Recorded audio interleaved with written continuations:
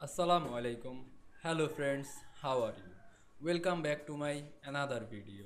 In this video, I am going to show you how to make text transparent in Microsoft PowerPoint 2023. Let's get started. At first, you have to click New Slide drop down menu. Then create a blank slide. Then go to Insert menu and insert a text box. Now draw the text box and write anything.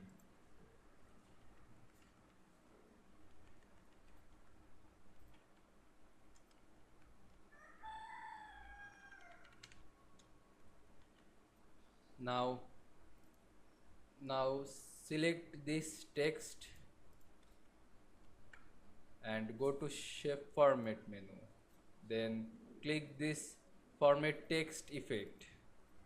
Now go to text fill and outline. Now increase this opacity, increase this transparency. Here you can see I make text transparent in PowerPoint 2023. I hope you enjoyed my video.